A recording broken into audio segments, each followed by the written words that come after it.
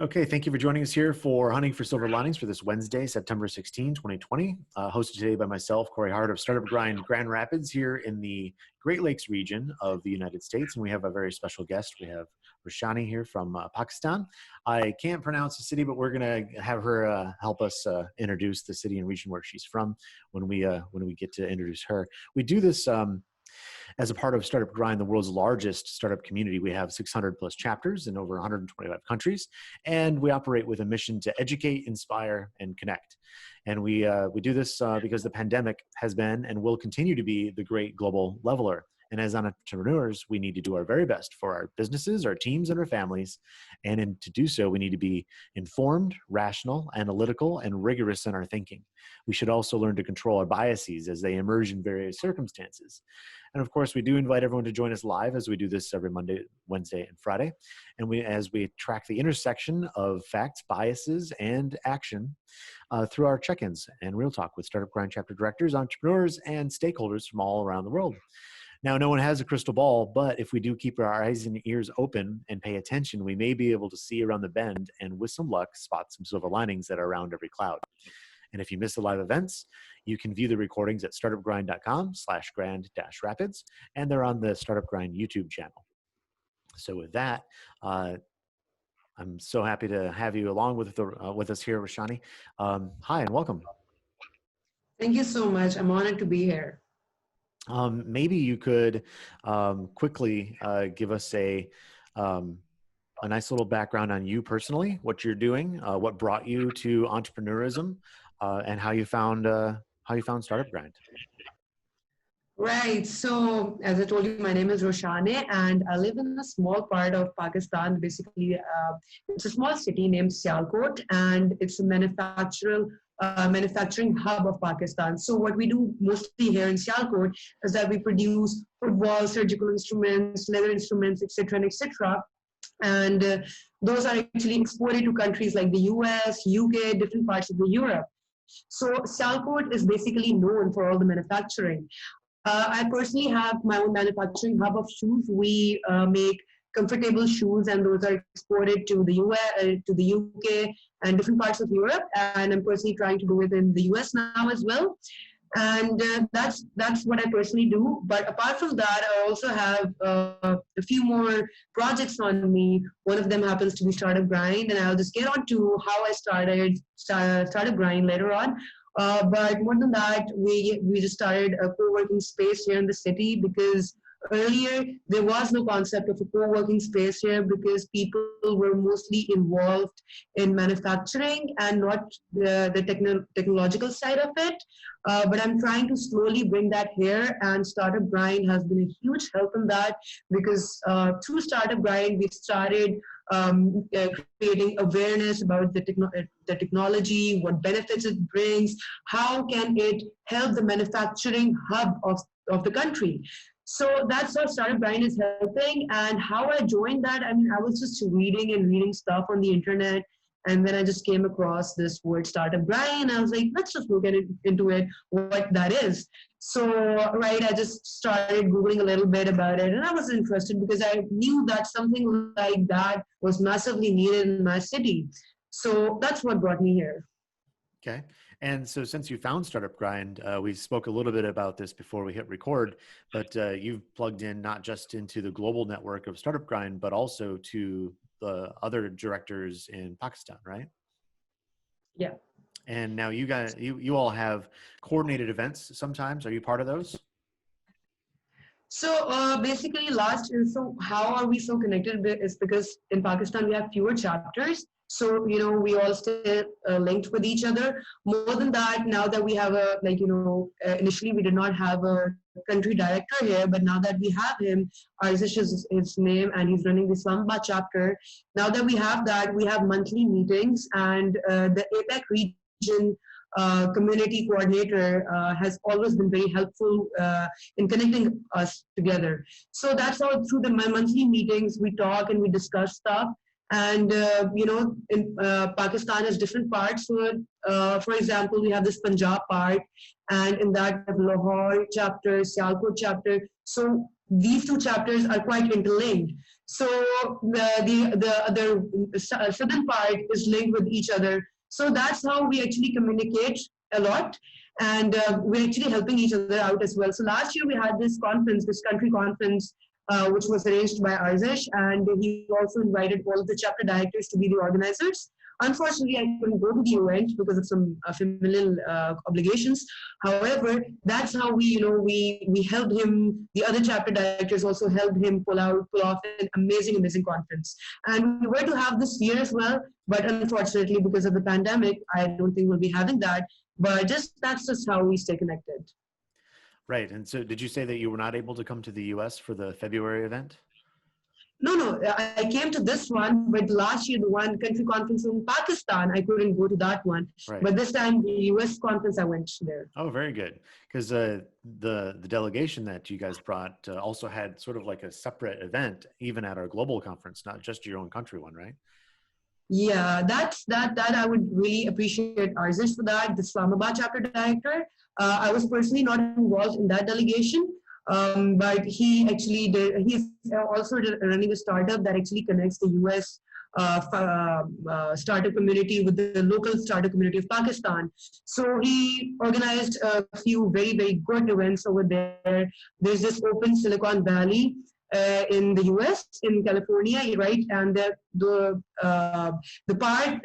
actual importance of that Open Silicon Valley is that all of the Pakistani entrepreneurs living in the Silicon Valley, they're connected with each other. They have this community.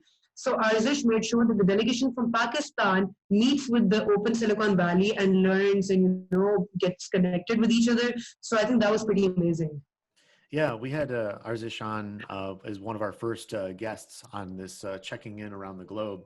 And it was really powerful to hear about his experiences and what he's bringing to bear for not just the Pakistan community, but connecting it to, other regions around the globe. And it's that kind of attitude that my colleague who's normally with me on these programs, we're excited to see how the globalization of ideas, collaboration, and now some capital is really fun to see. Things aren't as siloed as they were even just 8 or 9 months ago. For example, like even just doing this program, being able to pop into different cities around the planet. Before I would have been trying to coordinate airfare and be like, how can I go there? I want to eat dinner. Anyway, so you covered the fact that you're the manufacturing center. What other sectors are there as far as entrepreneurs and people starting things? Is it fintech, edtech, anything at all? Right. So do you want me to keep it specific to the city I am in or talk about Pakistan as a whole? Yeah, the region that you're in. Yeah, the specific city or region. Right. The specific city I'm in, as I said, that it's mostly focused around the manufacturing industry. Slowly, people are moving towards the technological side. But what I'm assuming is that it's going to be more like technology that helps and that benefits the manufacturing hub. For example, any technology that IoTs, let's talk about AI technology that actually helps you control the quality, all of that stuff. I think that is going to come soon. And personally, as a part of Startup Grind, we've been working insanely to do that as well, because till now there was nothing regarding technology over here, not much, right? But now, even after the pandemic, actually, people are focusing on e-commerce side, how to make their systems more efficient, how to make their manufacturing units more efficient. Mm-hmm. And that is where technology is going to play a major role. So we're just going to trying to bring that. But let's just talk about the other technological side. That's not much over here. It's just going to start coming now. When companies do want to digitize, so there's this big push, of course, for older industries and older companies to digitize themselves more now than ever. Is the talent in your area ready for that? Are there people locally that these companies can employ to help get digitized, or do they have to reach out to larger regions or out within Pakistan or elsewhere? Unfortunately, I do understand the questions. Unfortunately, till now, we do not have that kind of talent here, right?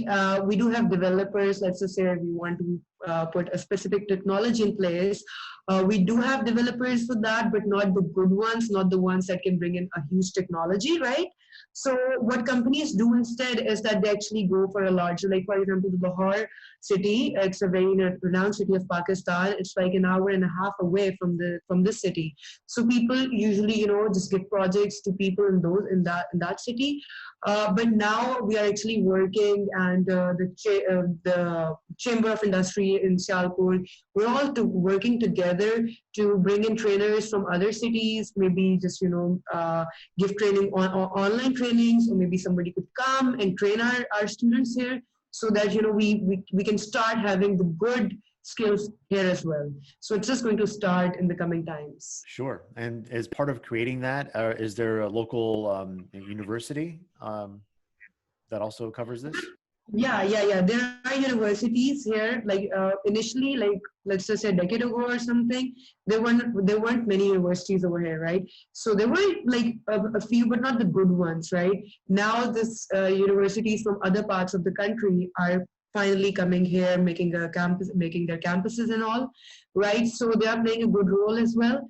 And apart from that, I think it's really beneficial. It will be really beneficial if we can have some help from the business community as well, because obviously, I mean, things they just go together. Because in Sialkot, in the city I live, mostly apart from the government, the business community has done a lot on its own.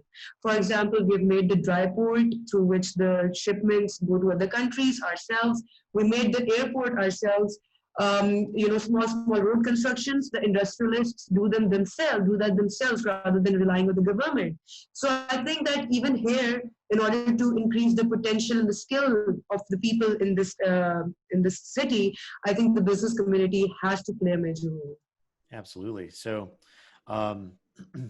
that's interesting. Yeah. So now you have your co-working space. Are you currently open? Well, we're just launching in 2 days. Okay. So, but yeah. But the potential is so high right now that we've already had requests and people coming in, visiting, check out the place. So I think it's going to have a good potential over here. Congratulations. That's a huge endeavor. That's awesome. Thank you. Yeah. So you started the co-working space because you saw that there was a demand already? Yeah, well, actually, through the startup grind events, in fact, people used to come after the event, when there's the networking break and all. People would come to me more than they would go to the guest and talk about the ideas and what would they like to do, ask for guidance, etc., and etc. And that got me thinking that it's a good start. It could be a good start, and I think people are really going to welcome this place if we do it the right way. So putting together my exposure that I've had in other parts of the country and other countries, in fact, like US, even the global conference, we went to quite a lot of co-working spaces, and I could get those ideas, and I was like that I could implement them here as well. So that's how the journey started. Let's see where it gets That's going. really great. Is there much tourism in your area? Do people come through and hang out for a bit?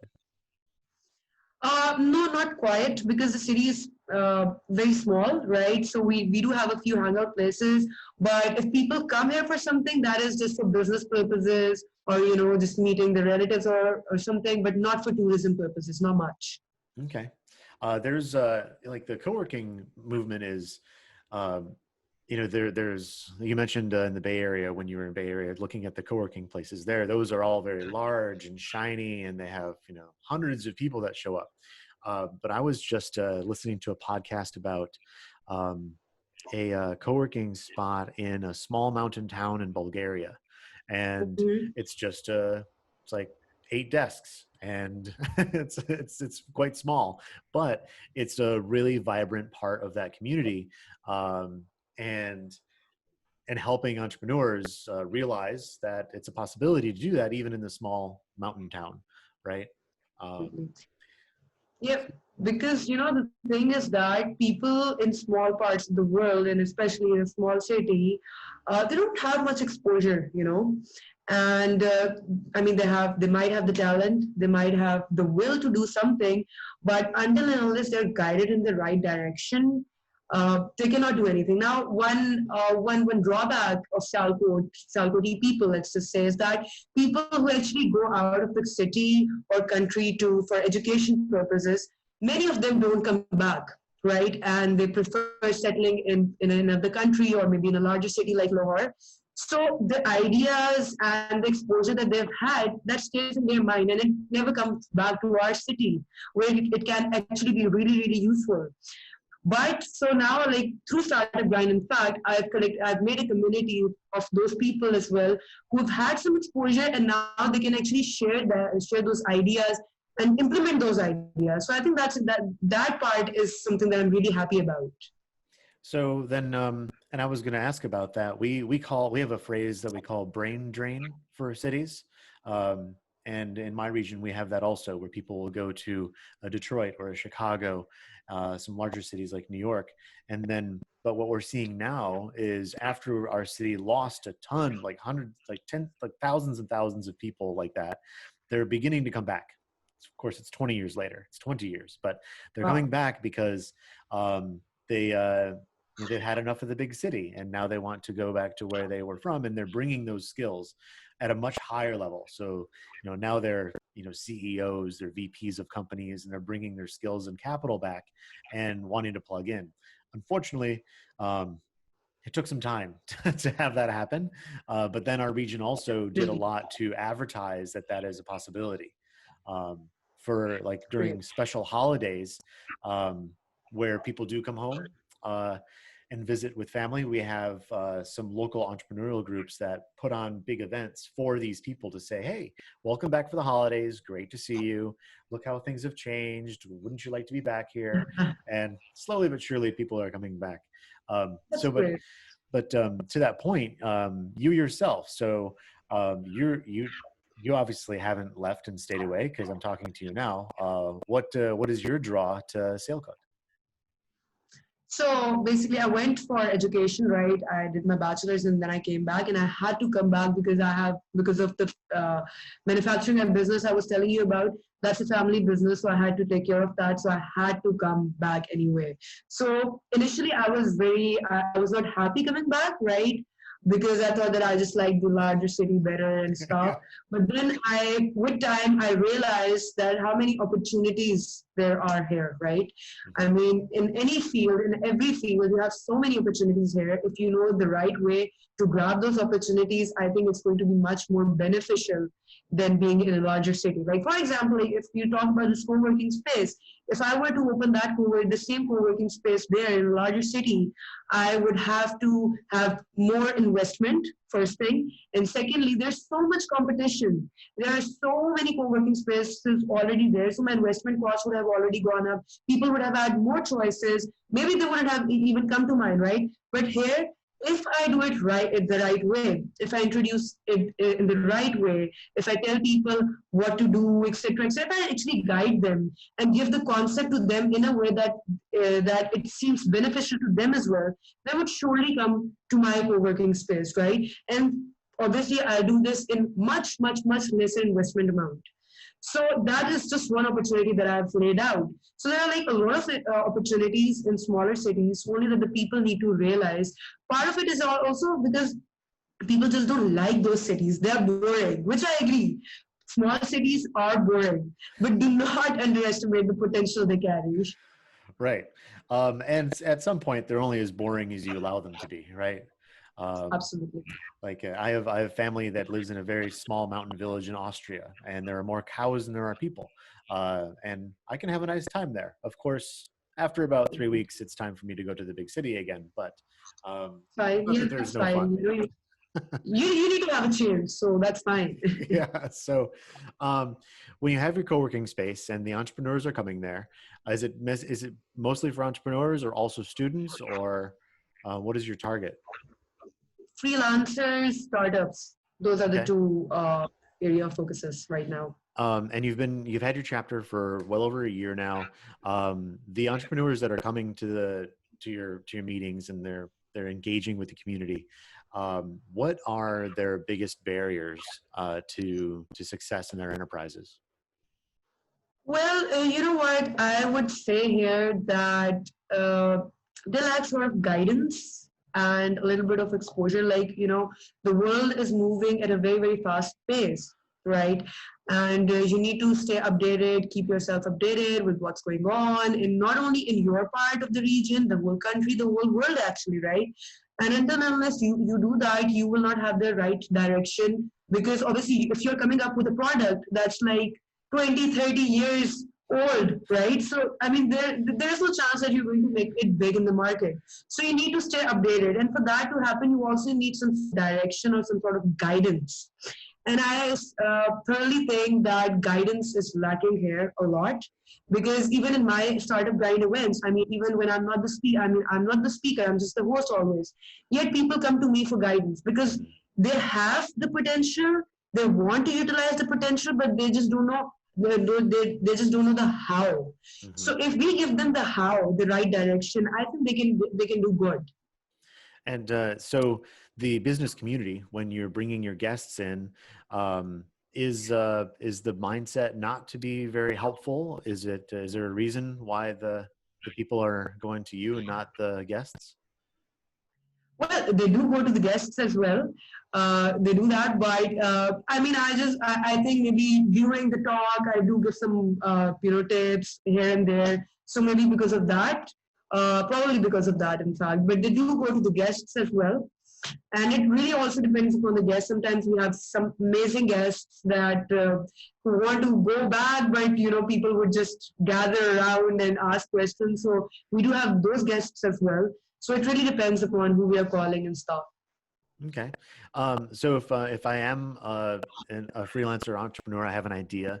Um, where do I go for my first investment? Is it popular? Is it easy to go to family and friends in a small town with the mindset that you have, or are there other business people that are interested in helping the new companies? So basically, yes. I mean, the first go-to would be family and friends. Personally speaking, I wouldn't prefer that because, with family and friends come a lot of strings, right? So I've never really, and in worst case scenarios, it also leads to to the relations getting really, really, really bad. So I wouldn't really prefer that, but that is what usually happens around here.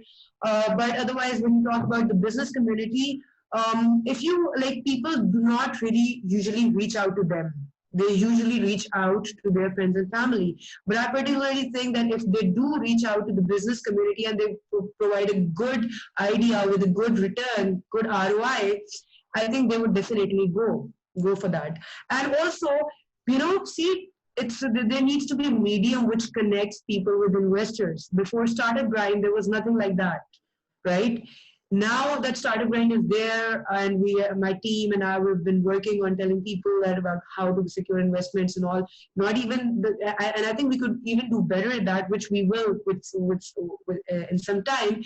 That connection, when you have a mediator which connects you to the right investors, to the potential investors, who will be interested in your product, I think the businesses will obviously go for that. For example, like you're sitting in a manufacturing hub.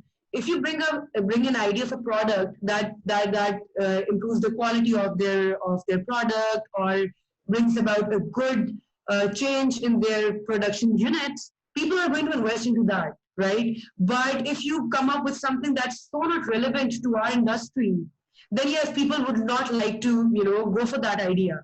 So connecting the right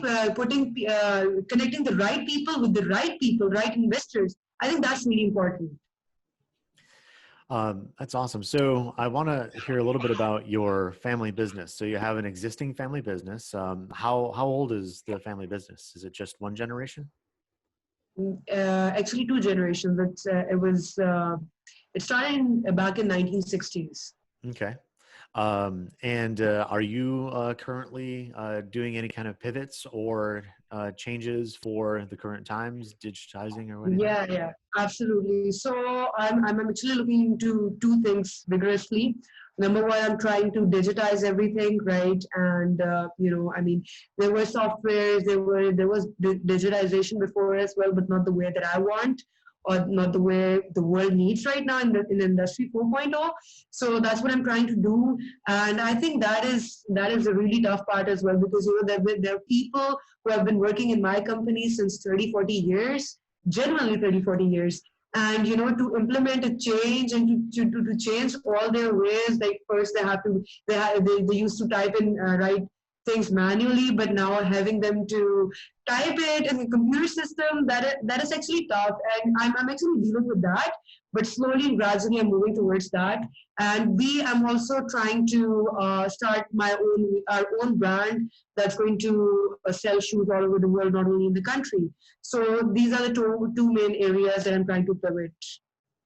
And on the topic of talent again, being a small town and the industry is largely manufacturing, is it difficult for you to have a good talent pipeline? Talent pipeline. Sort of, yes. I wouldn't say no to that. Yes, there is. But once again, now the younger generation, it seems to be that if they're put on the right track, maybe they can have the potential that they need because of the globalization, the travel of ideas, skills, etc. So I think in the coming times we'll have good potential, good skill set here in Sialkot as well. Cool. So then I guess a couple last questions here. Um, for your city, um, and your community, your startup grind community, what do you think the biggest aspects of this next normal are going to be like? What about life now might stick around, or what might change? Are you talking in regards to COVID or Industry 4.0 Yep. exactly? Yep. Exactly. Yep. Like this pandemic has brought about just a need for everyone, no matter where they are in the world, to change. Like some things are just going to be around Yeah, forever absolutely. from this So last I 8 months. That's true. I think people are generally getting into online businesses a lot more. Like I've seen a sharp increase in e-commerce businesses. People did not used to, give much concern to that, but now even the industries, even the people who did not have any knowledge about all of these things, even they are getting into it. They've learned about everything: the SEO, the websites, the tools to make the websites, etc. Something that people were absolutely not aware of in the past. But in the last few months, since they had time to sit at home, etc., right? So they've learned quite a lot. So I think they are going to pivot in a way that they're going to go towards technology much more than they used to before, and they're going to actually adopt technology in different ways. And is there, when we talk about something like this, it brings up the idea of infrastructure and maybe also payments. And for regions where there's sometimes an informal economy and then the formal economy, the digitization sometimes misses that because there's a whole bunch of people that aren't participating in the formal economy. Um, is this something? So are you seeing that that gap might close?